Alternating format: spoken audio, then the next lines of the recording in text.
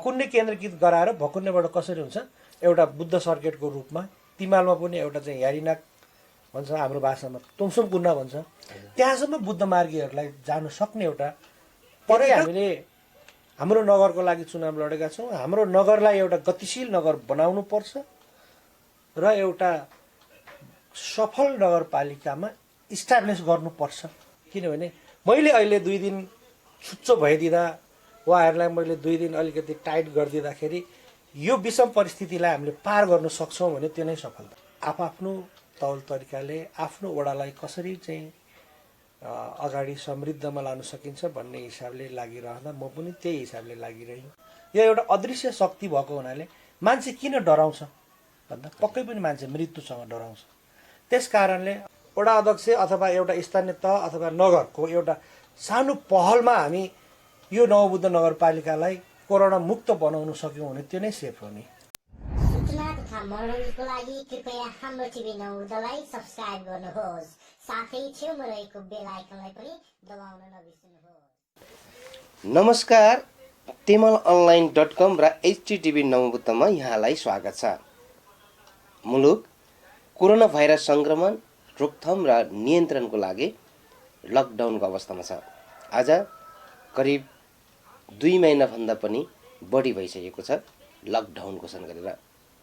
लकडाउनलाई प्रभावकारी ढङ्गले कार्यान्वयन गर्न र स्थानीय जनताको जनजीवनलाई सहज बनाउन काभ्रेको विभिन्न स्थानीय तहहरूले के गरिरहेको छ त यो विषयमा हामीले बुझ्दै आएका छौँ। आउनुहोस् आज हामी नवबुद्ध नगरपालिका वार्ड नम्बर 7 का वडा अध्यक्ष धर्मसिंह लामासँग यो विषयमा संवाद गर्नेछौँ। अब उहाँलाई स्वागत गरौँ। स्वागत छ यहाँलाई। धन्यवाद। दिनहरू कसरी बिताइरहनु भएको छ? अब अहिले दिनहरू कसरी बितेको छ भन्ने सन्दर्भमा अब सबैलाई जानकारी नै छ। यो एउटा देश नै लकडाउनको परिस्थिति भएको कारणले गर्दा अहिले अब कसरी सकिन्छ आफ्नो वडालाई सुरक्षित राख्ने हेतुले आफ्नो वडामा भएका जनताहरूसँग के छ समस्या कस्तो छ उहाँहरूसँग प्रत्यक्ष भेटघाट गरेर उहाँहरूलाई कोरोना सम्बन्धी कसरी लड्ने भन्ने जनचेतनामूलक कार्यक्रमसहित गाउँ गाउँमा वडामा बजार क्षेत्र लगायत सबै ठाउँमा साथीहरूलाई सचेत गराउँदै आफू पनि कसरी सेफमा बस्न सकिन्छ भन्ने हिसाबले नै अगाडि बढिरहेको छ। त्यही हिसाबले नै दिनचर्या भइरहेको छ। हजुर, अनि यो लकडाउन भनौँ चाहिँ अब घोषणा गरेको अहिले 2 महिनाभन्दा बढी भइसकेको छ। यो कोरोना सङ्क्रमण रोकथाम र नियन्त्रणको लागि भनेर यो वडामा चाहिँ यो अभियानलाई कसरी चाहिँ सञ्चालन गरिरहनु भएको छ? अब यो लकडाउनको सुरुवाती अवस्थादेखि नै हामीले हाम्रो वडालाई कसरी सेभ गर्न सकिन्छ भनेर वडा स्तरीय विपद व्यवस्थापन समितिको बैठक पश्चात हामीले निर्णय गरेर अलि बाक्लो मान्छेको उपस्थित भएको ठाउँमा हामीले हात धुने व्यवस्थाहरू गर्ने निर्णय गऱ्यौँ। तदअनुरूप हामीले भकुन्डे बजार क्षेत्र, नौबिसी बजार क्षेत्र, वडा कार्यालय, काँक्रे लगायतका स्थानहरूमा सर्वप्रथम त हामीले यसरी कुनै काम कुनै वस्तु छुनुभन्दा अगाडि हात धुनुपर्छ भनेर चेतना जगाउनको लागि हामीले त्यसरी ठाउँ ठाउँमा हात धुने प्रोग्रामहरू ट्याङ्कीहरूको पानीको व्यवस्था गऱ्यौँ र सबै सचेत नागरिकहरूलाई बैठकमा उपस्थित गराएर हाम्रो टोल बस्तीमा सङ्क्रमणसँग लड्नको लागि हामीले यो विषयहरूमा चाहिँ सेभ हुनुपर्छ, यो विषयहरूमा ध्यान दिनुपर्छ भनेर चेतनामूलक कार्यक्रमहरू हामीले सूचना मार्फत उहाँहरूलाई जानकारी गरायौँ र बैठक मार्फत जानकारी गरायौँ र हामीले ब्यानरहरू मार्फत टोल टोलमा लगेर ब्यानरहरू टाँसेर हामीले कुनै वस्तु छुनुभन्दा अगाडि, खाना खानुभन्दा अगाडि, बाहिर गएर आउनुभन्दा अगाडि यसरी चाहिँ हात धुनुपर्छ, हामी यसरी लड्नुपर्छ। यसलाई हामी अगाडि बढेर होइन कि पछाडि हटेर आफ्नो सेफ्ट घरभित्रै बसेर गर्नुपर्छ। यो एउटा अदृश्य शक्ति हो। अदृश्य शक्तिसँग लड्नु भन्ने कुरो सानो कुरो होइन, यो चुनौतीको कुरा हो भनेर हामी त्यसरी नै अगाडि लागिरहेको अवस्था छ। अनि तपाईँले सचेतना जगाउने कामहरू गर्नुभयो, जनता चाहिँ कतिको सचेत भएको तपाईँले पाउनुभयो? मलाई जहाँसम्म लाग्छ अहिलेसम्म जनताहरू सचेत नै हुनुहुन्छ। किनभने सबैलाई जानको माया हुन्छ। यो कसैले आएर थपक्क लाएर तँलाई म पिट्छु तँलाई म काट्छु भनेर धम्क्याउने तिरको नभएर यो एउटा अदृश्य शक्ति भएको हुनाले मान्छे किन डराउँछ भन्दा पक्कै पनि मान्छे मृत्युसँग डराउँछ।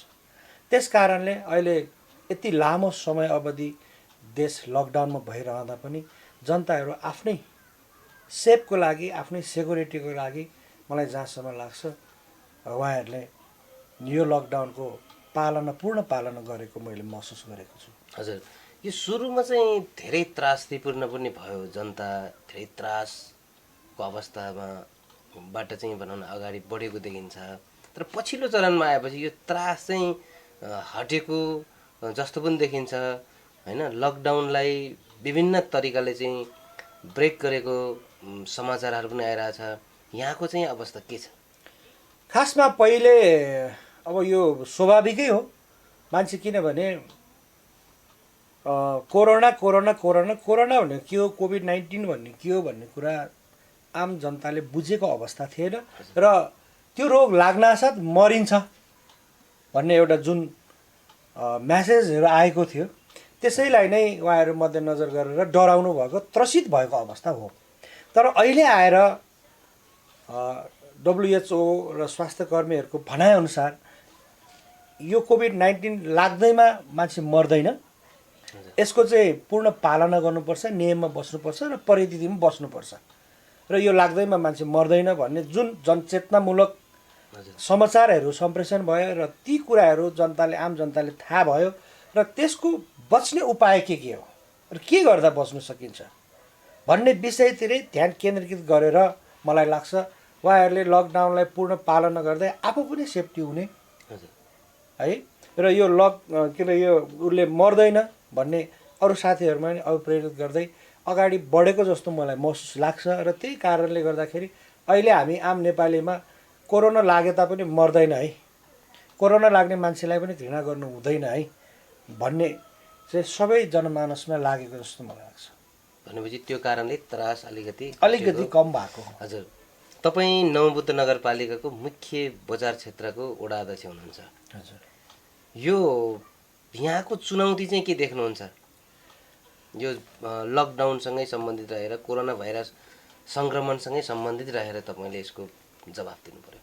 अब यो नवबुद्ध नगरपालिकाको यो भकुण्डे बजार क्षेत्र भनेको चाहिँ मेन मुटु बजार हो र यसमा नवबुद्धको मात्रै नभएर तिमाल गाउँपालिका, रोसी गाउँपालिकाको पनि यो बजार क्षेत्र रहेको हुनाले यहाँ धेरै नै चुनौतीहरू छ। यसलाई व्यवस्थापन गर्नुको लागि चुनौती छ र यो अलिकति बिपी हाइवेले पनि छोएको हुनाले यहाँ सङ्क्रमण हुने डरहरू धेरै छ, चुनौतीहरू धेरै छ। हामीले किनभने हाइवेको कारणले गर्दाखेरि पूर्व मेचीदेखि पश्चिम महाकालीसम्म जाने गाडीहरू यही रोडमा गुड्ने भएको हुनाले हामी अलिकति जोखिममा चाहिँ छौँ। यद्यपि यसको निराकरण कसरी गर्न सकिन्छ भनेर मैले आफ्नो वडा विपद व्यवस्थापन समिति लगायत तपाईँको चेम्बर अफ कमर्स, उद्योग वाणिज्य सङ्घ, यहाँका उद्योगी साथीहरू, व्यावसायिक साथीहरूलाई भेला गराएर अनि हामीले आफ्नै भेलाले हामीले निर्णय गऱ्यौँ र हामीले अब बजार व्यवस्थापन यसरी गरौँ, हप्ताको यसरी बिहान बिहान मात्रै यसरी खोलौँ, अन्य साथीहरूलाई अप्ठ्यारो नपर्ने हिसाबले र कुनै उपभोग्य चिजहरू सहज रूपमै प्राप्त गर्नको लागि हामीले बजारलाई चाहिँ यो तरिकाले चाहिँ अगाडि बढायौँ भने अन्य ठाउँबाट जस्तै तिमाल गाउँपालिकाबाट, रोसी गाउँपालिकाबाट आउने साथीहरूलाई पनि सहज रूपमा उपभोग्य वस्तुहरू पाओस् भन्ने हिसाबले नै हामीले त्यही भेलाले नीति नियमहरू बनाएर अहिलेसम्म अगाडि बढेको अवस्था छ। यद्यपि अहिले केही कुराहरू चाहिँ बजार लुज भएको छ भन्ने कुराहरू बाहिर साथीहरूले ल्याइरहँदा हुन पनि उहाँहरूलाई पनि चुनौती छ। लुज भएको हो, स्थानीय सरकारले महसुस पनि गरेको छ किनभने उहाँहरूको पनि आफ्नो भाडा तिर्नुपर्ने अवस्थाहरू छ, ब्याङ्क किस्ताहरू तिर्नुपर्ने अवस्थाहरू छ। यसले गर्दा उहाँहरूले अलिकति लुकीछिपी अथवा सटर अगाडि बसेर कोही आयो भने सामान दिने, माग्यो भने दिने गर्नुभएको छ भन्ने कुरा आएको छ। मलाई जहाँसम्म लाग्छ उद्योगी व्यावसायिक साथीहरूले त्यो नगर्दा राम्रो होला। यदि त्यो गर्यो भने हाम्रो यो 2 महिनासम्मको लामो समय अवधिको हामी यहाँसम्म सफल भइसकेको अवस्थालाई भोलि फेरि केही लोभले 2 पैसाको लोभले अथवा एउटा केही कपडाहरू बेच्न पाएँ अथवा एउटा केही चिजहरू बेच्न पाएँ मलाई केही आम्दानी हुन्छ कि भन्ने लोभले गरिरहँदा भोलि सङ्क्रमण बढ्ने त्रास चाहिँ बढी छ। यसले गर्दा मैले सबै साथीहरूलाई मौखिक रूपमा जानकारी गराउँदै पनि हिँडिराखेको छु र अझै पनि गराउने जमर्को गर्दै यो लकडाउनलाई कसरी हुन्छ पूर्ण पालना गरेर यो भकुन्डेलाई कुन हिसाबमा जाँदाखेरि सुरक्षित राख्न सकिन्छ भन्नेतिर नै मेरो ध्यान केन्द्रित गरिराखेको छु र त्यसरी नै अगाडि बढ्ने प्रण गर्दछु। हजुर, यो लकडाउनले प्रभावकारी रूपमा कार्यान्वयन गराउनको निमित्त तपाईँ आफै लागिरहेको विभिन्न सञ्चार माध्यम र हामी यता आउँदाखेरि पनि हामी देखिरहेको छौँ। तर स्थानीय चाहिँ व्यापारीहरू चाहिँ तपाईँलाई एउटा आरोप लगाउँछन्, अलिक बढी छुचो भयो यो वडा अध्यक्ष भन्ने छन्, तपाईँको भनाइ के हो? त्यो स्वाभाविक नै हो, किनभने उहाँहरूले मलाई त्यो आरोप लगाउनु स्वाभाविकै हो। मलाई जहाँसम्म लाग्छ उहाँहरूले लगाउनु भएको त्यो आरोप नै मेरो लागि एउटा अपर्च्युनिटी हो। किनभने मैले अहिले 2 दिन छुच्चो भइदिँदा उहाँहरूलाई मैले 2 दिन अलिकति टाइट गरिदिँदाखेरि यो विषम परिस्थितिलाई हामीले पार गर्न सक्छौँ भने त्यो नै सफलता हो। हजुर, त्यसलाई हामीले फलाना यसले यस्तो भन्यो, फलाना व्यापारीले यो भन्यो, फलाना साथीले यो भन्यो भनेर त्यतातिर जानुभन्दा हामी किनभने राज्य नै अहिले यो कोरोना सङ्क्रमित सम्बन्धमा फेल हुनु लागेको अवस्थामा भोलि एउटा वडा अध्यक्ष अथवा एउटा स्थानीय तह अथवा नगरको एउटा सानो पहलमा हामी यो नवबुद्ध नगरपालिकालाई कोरोना मुक्त बनाउन सक्यौँ भने त्यो नै सेफ हो नि, होइन? उहाँले यो भन्यो, अर्को साथीले यो भन्यो भनिरहँदा भन्दा पनि हामी किनभने राज्यलाई नै तयार गर्नु नसकेको अवस्था छ योसँग लड्नको लागि भने हामी त एउटा स्थानीय तह हो, हामीसँग पूर्व तयारी छैन, हामीसँग मेडिकल टिम पर्याप्त मात्रामा छैन, तपाईँको आइसोलेसन बेड छैन, क्वारेन्टाइनको पनि हामीले पूर्ण रूपमा व्यवस्था गर्नु सकेको अवस्था छैन भने भोलि महामारी फैल्यो यदि बजारमा भने त हामीले त्यसको रोकथाम गर्नु सक्दैन। त्यसको रोक्ने उपाय भनेको नै हामी लकडाउनलाई पूर्ण पालना गरेर कसरी हुन्छ हामी नै सेफ भएर बस्नु हो। त्यसले गर्दा साथीहरूले लगाएको आरोप अथवा प्रत्यारोप अथवा साथीहरूले भनेको कुरामा मलाई त्यो छैन। म छुच्चो भएर मेरो ठाउँ र आफ्नो नवबुद्ध नगरपालिका र आफ्नो बजार क्षेत्र र अन्य रसी गाउँपालिका तिमाल गाउँपालिका लगायतका साथीहरू यहाँ उपभोग गरेर आउँदाखेरि सबै साथीहरू सेफ होस्, त्यो नै मेरो कामना छ। मलाई उहाँहरूले यो भन्यो त्यो भन्नेसँग मेरो सरकार छैन। हजुर, भनेपछि अब यो कोरोना भाइरस सङ्क्रमण रोकथामको लागि जो वडाले चाहिँ अब यहाँको स्वास्थ्य कर्मीहरूलाई कसरी चाहिँ परिचालन गरिरहनु भएको छ, स्वास्थ्य सामग्रीहरूको अवस्था चाहिँ कस्तो छ अहिले? किनभने यो नवबुद्ध नगरपालिका वार्ड नम्बर 7 मा एउटा हेल्थ पोस्ट छ अनि एउटा धुलखेल हस्पिटल मार्फत सञ्चालित एउटा हस्पिटल छ र अरू प्राइभेट सेक्टरको बजार एरियामा मेडिकलहरू छ। र यसमा चाहिँ किनभने हामीले स्वास्थ्य कर्मीहरूलाई जुन हेल्थ पोस्टमा खटिरहनु भएका स्वास्थ्य कर्मीहरू अहिले हामीसँग कासा 103 जना हुनुहुन्छ, कासा 104 जना हुनुहुन्छ, 4 जनालाई हामीले पिपी सेट लगायत थर्मल गन लगायत उहाँहरूलाई आफ्नो सेफ्टीको लागि सबै उपलब्ध गराएको अवस्था छौँ। अनि उता हस्पिटल धुलखेल हस्पिटलको लागि धुलखेल हस्पिटलले नै पिपी सेट लगायत थर्मल गन लगायत उहाँहरूको आफ्नो कर्मचारीलाई उहाँहरूले सेभ गर्नुभएको अवस्था छ। भने अब यो मेडिकल सेक्टरमा प्राइभेट मेडिकल सेक्टर भएको हुनाले प्राइभेट मेडिकल सेक्टरको साथीहरूलाई पनि तपाईँहरू कमसेकम सामाजिक दूरी कायम गरिदिनुहोस्, तपाईँहरू पनि अलिकति सेक्युरिटी हुनुहोस्, सेफ हुनुहोस्। तपाईँहरूले पनि पिपी लाएर अनि आउने कस्टमरहरूलाई आउने बिरामीहरूलाई चेक जाँच गरेर पठाउनुहोस्, तपाईँहरू पनि सेफ्टी हुनुहोस् भनेको अवस्था छ। र हामीले गर्नुपर्ने कुराहरूमा अहिलेसम्म नवबुद्ध नगरपालिकाको वार्ड नम्बर 7 मा चाहिँ स्वास्थ्य कर्मीहरू साथीहरू पनि त्यति त्रसित देखिँदैन, उहाँहरू आउनु आफ्नो ड्युटी गर्नुभएको छ। हामीले गर्नुपर्ने साथ सहयोगमा उहाँहरूलाई हामीले गरिराखेकै छौँ, त्यसमा त्यति आत्तिनुपर्ने अवस्था छैन। हजुर, अनि यो हेल्थ डेस्कको कुराहरू सुरुमा धेरै उठ्यो, तपाईँले अघि पनि भन्नुभयो धेरै ठाउँमा चाहिँ अब हात धुने व्यवस्था, साबुन पानीले हात धुने व्यवस्था, अनि हुन त यो जनचेतना जगाउनको लागि पनि त्यो चाहिँ एउटा सिम्बोलिक तपाईँले देखाउन त खोज्नुभयो।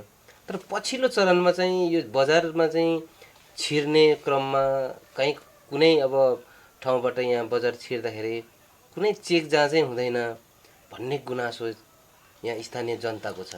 अब त्यो चाहिँ खास गरी के हो भने अब हेल्प डेस्क नै भनेर बजारमा हामीले हेल्प डेस्क नै चाहिँ राखेनौँ। किनभने यो एउटा व्यापारिक केन्द्र भएको हुनाले हेल्प डेस्क राखेर उहाँहरूलाई चेक जाँच गराएर बजारमा छिराउन हामी असमर्थ छौँ। यो सम्भावना कमै छ। किनभने मैले तपाईँ मिडिया मार्फत बोलेर मात्रै हुँदैन, भोलि कार्यान्वयन गर्नु चरणमा मैले सफल कार्यान्वयन गर्नु सक्नुपर्छ। समस्या चाहिँ के भयो त त्यो? अब यसमा किनभने यो व्यापारिक क्षेत्र भएको कारणले गर्दाखेरि हामीसँग बिहान मात्रै हामी पसल खुल्छौँ र साथीहरू धेरै ठाउँबाट दाप्चा एरियाको पनि यहीँ बजार झर्ने हो, बुच्चाकोट, चरुवा, भेडाबारी, तपाईँको तिमाल, कानपुर, रोसी, पोडाखोला, सिपालीदेखिको साथीहरू यहाँ आइरहँदा हामीले कतापट्टि मात्रै हेल्प डेस्क राख्ने। एक त हामीसँग तपाईँको स्वास्थ्य कर्मीहरू कम छ होइन, स्वास्थ्य कर्मीहरू कम भइसके पछाडि हामीले त लगभग 3टा 4वटा नाकामा हेल्प डेस्क राखेर मात्रै उहाँहरूलाई चेक जाँच गराएर बजार छिराउनु पर्ने अवस्था हुन्छ। तर हामीसँग स्वास्थ्य कर्मी म्यान पावरको कमी कमजोरी भएको हुनाले हामी त्यहाँसम्मको चाहिँ हामीले राख्नु नसकेको अवस्था हो र हामी असफल पनि हुन्छौँ। त्यो राख्यो भने त्यो एउटा देखावटी मात्रै हुन्छ, त्यो सफलतापूर्वक हामी त्यसलाई अगाडि बढाउन सक्दैनौँ। यद्यपि त्यसलाई मैले मध्यनजर गर्दै कमसेकम भकुन्ने चोकमा, तल बुद्ध एकाडेमी चोकमा अनि तल तपाईँको 9 विषयमा कमसेकम साबुन पानीले हात धुने मात्रै वातावरण मात्रै तयार गरिदिनु पाए तापनि केही चाहिँ सेफ हुन्छ यहाँ बजारमा आउने साथीहरूलाई भन्ने हिसाबले मात्रै हामीले त्यो हात धुने वातावरण तयार गरेको हो। कुनै त्यो अब यसलाई चाहिँ प्रतिकारै गर्न सक्छौँ, यो कोरोनालाई लखार्नु नै सक्छौँ, हराउनु नै सक्छौँ भन्ने हिसाबले चाहिँ होइन। किन कमसेकम फलाना बजारमा जाँदाखेरि ओहो त्यहाँ चाहिँ हात धुने व्यवस्था चाहिँ रहेछ है, त्यो हात किन धुनुपर्ने, यो चाहिँ हाम्रै लागि रहेछ है भन्ने होस् भन्ने हेतुले नै त्यो राख्यो। अब यो आर्थिक वर्ष पनि अब तपाईँको क्लोज हुने बेला भयो हजुर है। हजुर अब यो नमोबुद्ध नगरपालिकालाई भनौँ न चाहिँ विकासको एउटा उत्कर्षमा पुर्याउनको लागि तपाईँहरूको गुरु योजनाहरू निर्माणको क्रममा होला हजुर होइन? अहिलेसम्म गुरु योजना चाहिँ बनाउनु भएको छैन? मैले सिङ्गो नवबुद्ध नगरपालिकाको भन्नु सक्ने अवस्था रहेन, किनकि म एउटा वडाको मात्रै भएको हुनाले मैले आफ्नो वडामा गुरु योजनाकै सन्दर्भमा कुरा गरिरहँदा 9 विषय काँक्रे मोटर बाटोको डिपिआर तयार भएको अवस्था छ। भकुण्डे लबिन नेपाल दारिमटार 9 विषय भित्री सडकको पनि डिपिआर तयार भएको अवस्था छ। ढोडिनी वन धर्मशाल वडा कार्यालयसम्म जाने बाटोको पनि डिपिआर भएको अवस्था छ। सँगसँगै ज्येष्ठ नागरिक प्रतिष्ठानको पनि डिपिआर भइसकेको अवस्था छ र हामीले सम्पर्क कार्यालय पनि हामीले निर्माण गरिसकेको छौँ। त्यसै गरी रजबम पोखरी भुपालेको वन पैदल पदमार्गको पनि डिपिआर भइसकेको अवस्था छ र अन्य जस्तै जगबैजेश्वर त्रिवेणी धाम संरक्षणको पनि हामी अहिले निर्माण चरणमा छौँ र त्यसको धेरै पहिले साथीहरूले डिपिआर निर्माण भइसकेको अवस्था छ भन्ने कुराहरू जानकारीमा आएको छ, तर डिपिआर प्राप्त भएको छैन। यद्यपि अब हामी नयाँ डिपिआर बनाएर यो त्रिवेणी धामलाई एउटा पवित्र धार्मिक तीर्थस्थल कसरी निर्माण गर्न सकिन्छ भन्ने हिसाबले हामी अगाडि बढिराखेका छौँ। अरू खासै अब खानेपानी जुन खनालथोक खानेपानी योजना छ त्यसको पनि पूर्ण रूपमा डिपिआर तयार भएर अहिले जुन हामीले यता हलेदीबाट लिएर आएर माथि खनालथोकको सबसे अग्लो डाँडा छ तेलथुम्कामा पानी फालेर त्यहाँबाट वितरण गरेका छौँ भने पोहोर साल हामीले फेरि यता खाक्सी खानेपानी योजनाको रोसीमा बोरिङ गरेर अनि खाक्सीलाई चाहिने पानी त्यहीँ छोड्ने र बाँकी पानी चाहिँ हामी फेरि माथि खनालथोककै शिरमा लिएर आएर त्यही ट्याङ्कीमा हालेर हामीले यसरी कम्बाइनमा जोइनमा चाहिँ यता बिग्रिँदा यताको पानी यताको बिग्रिँदा उता पानी गर्ने हिसाबले चाहिँ हामी त्यसको पनि डिपिआर तयार गरेर हामी अगाडि बढेको अवस्था छ। त्यसले गर्दा डिपिआरको सन्दर्भमा प्राय धेरै मैले अगाडि बढाइराखेको छु डिपिआर गर्ने सम्बन्धमा भने अब अन्य अब यो आर्थिक वर्ष 76 त अब करिब करिब सकिएको अवस्था छ र यो आर्थिक वर्ष 76 को मेरो आफ्नो वडामा जुन भइराखेको सञ्चालन भइराखेको योजनाहरू चाहिँ करिब करिब 90-95% सकिएको अवस्था छ। हजुर यो अब आगामी नीति तथा कार्यक्रममा चाहिँ तपाईँ एउटा कार्यपालिकाको सदस्य पनि हुनुहुन्छ हजुर हैन। अब नीति तथा कार्यक्रम पनि तपाईँहरूले प्रस्तुत गर्ने बेला भइसक्यो अनि बजेट ल्याउने पनि अब समय भइसकेको छ। हजुर अब आगामी बजेट र नीति तथा कार्यक्रम चाहिँ कुन विषयमा बढी केन्द्रित हुन्छ, के कुरामा चाहिँ तपाईँहरूले प्राथमिकतामा राखेर अगाडि बढ्न लाग्नु भएको छ? अब यो चाहिँ एउटा टिम वर्कको कुरा हो। अब म एकजनाले भनेर हुँदैन। हजुर मैले कार्यपालिकाको बैठकमा मेरा आफ्नो धारणाहरू चाहिँ अगाडि सारेको अवस्था छ। अबको दिनमा हामीले नीति तथा कार्यक्रम बनाउँदाखेरि विगतको जस्तो नीति तथा कार्यक्रम नबनाउँ। कमसे कम हाम्रो कार्यकाल पश्चात पनि पछिल्लो कार्यकालमा आउनुहुने साथीहरूले हामीले बनाएको नीति तथा कार्यक्रमलाई फलोअप गरोस् भन्ने मूल्य र मान्यतामै नै हामीले यसपालिको यो नीति तथा कार्यक्रम तयारी गर्नुपर्छ भनेर मैले कार्यपालिकामा प्रस्तुत गरेको छु मेरो आफ्नो तर्फबाट। र यदि मैले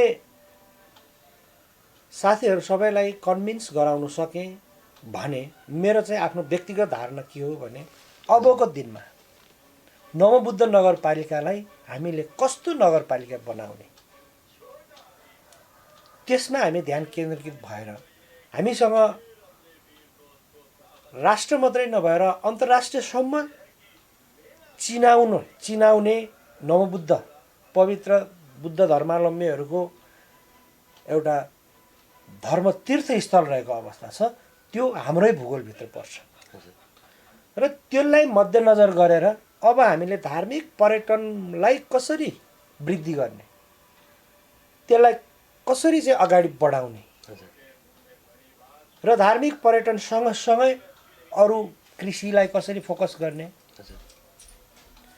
बजार व्यवस्थापन अथवा व्यापारिक क्षेत्रलाई कसरी फोकस गर्ने, पशुलाई कसरी फोकस गर्ने र अन्य उद्योग व्यवसायलाई कसरी प्रोत्साहन दिने, यो हिसाबले एउटा मोडेल तयार गरेर हामीले यसपालिको नीति तथा कार्यक्रम बनाउन सक्यौँ भने पक्कै पनि आगामी आउने हामी पश्चात आउने साथीहरूले पनि त्यही मोडेललाई समातेर अबको 10 वर्षभित्र नवबुद्ध नगरपालिकाले प्राप्त गर्ने कुन मोडेल हो त्यो मोडेल चाहिँ अहिलेदेखि नै हामीले दिशा निर्धारण गर्यौँ भने अनि यो 3 कार्यकाल तपाईँको अब सकि नै लागेको छ। यो बिचमा चाहिँ तपाईँले सोचेको जस्तो हैन मोडेलको विषयमा कहिले पनि छलफल भएन? अब यो 3 वर्ष अब यो हामी अहिले 4थो वर्षमा हिँडिराखेका छौँ। अब छलफल भएनै भन्ने चाहिँ होइन, हामी विगतदेखि नै हामी छलफलको प्रक्रियामै छौँ, छलफल गर्दैछौँ, गरिराखेका पनि छौँ।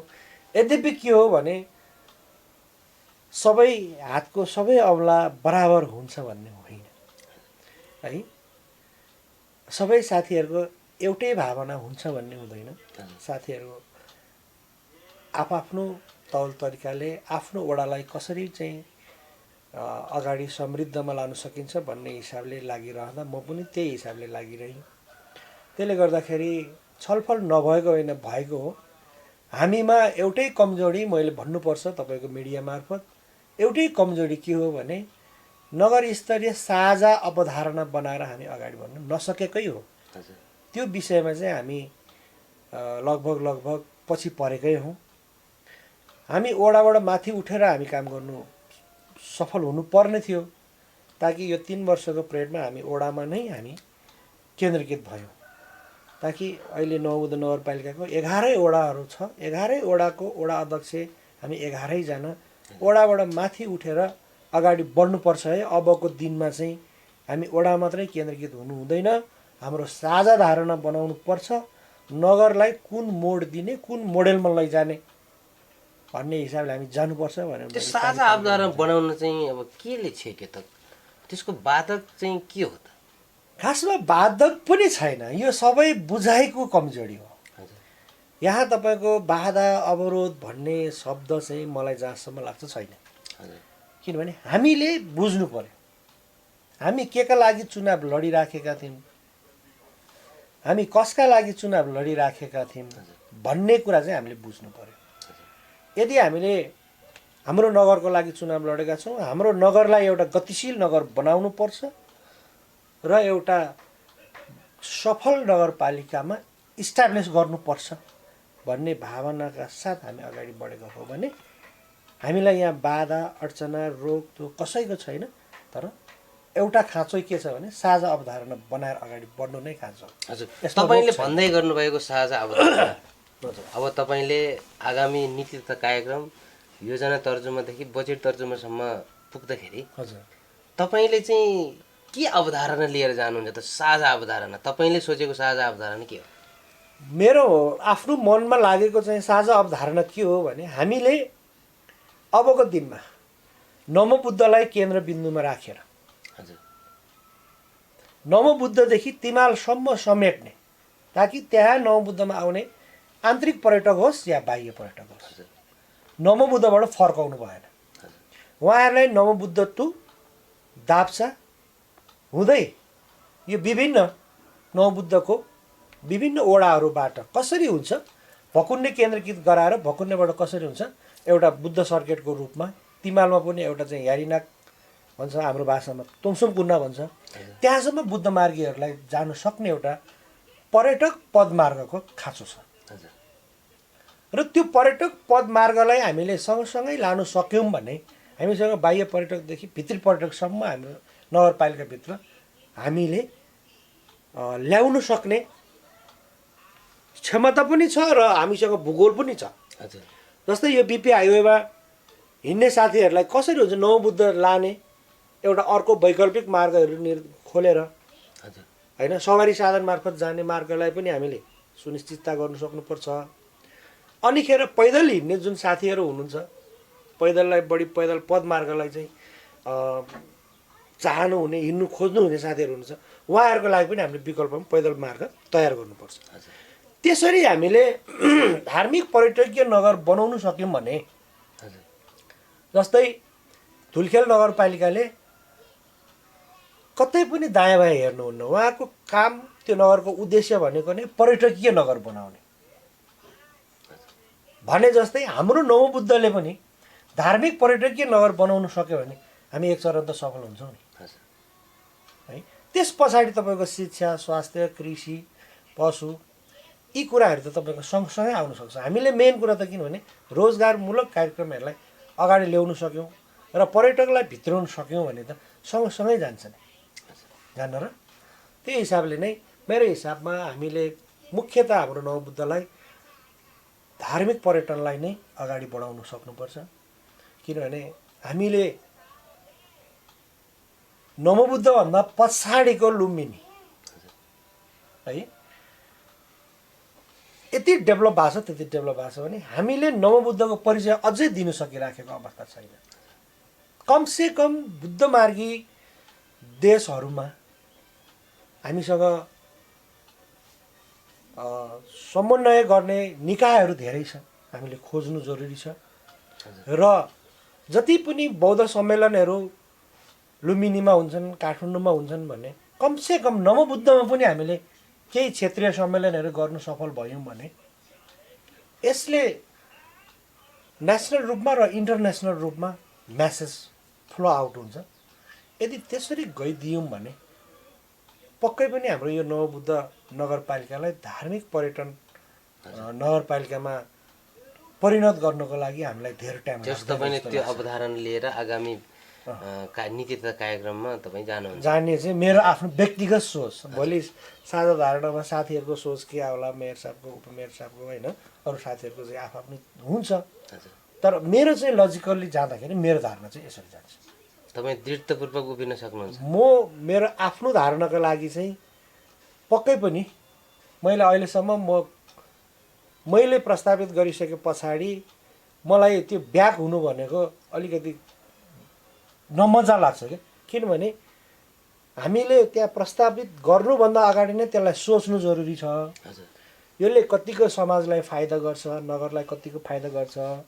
व्यक्तिगत फाइदाको लागि त त्यहाँ जानु नै हुँदैन होइन। हामीले भनेको समाजलाई, नगरलाई र आम यहाँ भएको आफ्नो नगरपालिकाभित्र रहेको दाजुभाइ तथा दिदीबहिनीहरूलाई कसरी हुन्छ अगाडि बढाउनु हिसाबले नै हामी साझा अवधारणा बनाएर समाजको लागि लड्नु हजुर पनि। हामी अन्तमा आइपुगेका छौँ। हजुर अब यो भनौँ न, अब यो 3 वर्षको अवधिमा हजुर तपाईँले अघि नै भन्नुभयो हामी 4थो वर्षमा प्रवेश गर्दैछौँ। 3 वर्षको अवधिमा तपाईँ निर्वाचित भइसकेपछि निर्वाचनको क्रममा तपाईँले जनतासँग धेरै प्रतिबद्धताहरू जाहेर गर्नुभएको थियो होइन। हजुर यो बिचमा जनतालाई तपाईँले के दिनुभयो अलिकति बताइदिनुहोस्। अब तपाईँले एउटा गम्भीर विषय उठाउनु भएको छ। जति पनि हामीले चुनावी दौरानमा दौडिरहँदा र अहिले यो 3 वर्षको अवधिमा हजुर जनतालाई प्रत्यक्ष के दियौँ र के लियौँ,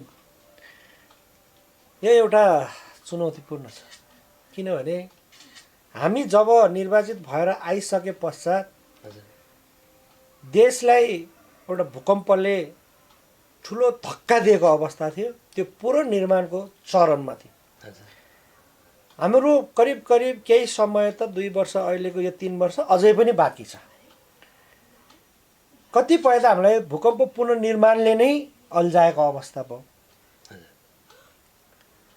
र त्यस पश्चात भूकम्प पुनर्निर्माणको कार्यक्रमलाई हामीले लगभग मेरो आफ्नो वडाको कुरा गर्नुपर्दा 60% पुनर्निर्माणको काम सफल भइसकेको अवस्थामा अबको दिनमा चाहिँ केही जनतालाई प्रत्यक्ष लाभ हुने कार्यक्रमहरू ल्याउनुपर्छ, गर्नुपर्छ भनेर अगाडि बढिरहँदा फेरि अर्को महामारी, यो विश्वरूपी, यो विश्वलाई नै हजुर त्रसित बनाएको यो कोभिड-19ले फेरि हामीलाई अहिले आक्रमण गरेको अवस्था छ भने अब यो कतिन्जेल रहन्छ थाहा छैन। हजुर विगतमा भूकम्पले, अहिले कोभिडले गर्दाखेरि हामीले खासै जनतालाई जति पनि हामीले आश्वासन दिएका थियौँ ती कुराहरू गर्न नसकेको अवस्था नै हो र अबको 2 वर्षमा पूर्ण गर्न सकिन्छ भन्ने परिकल्पना लिनु पनि हाम्रो गलत निर्णय हुनसक्छ।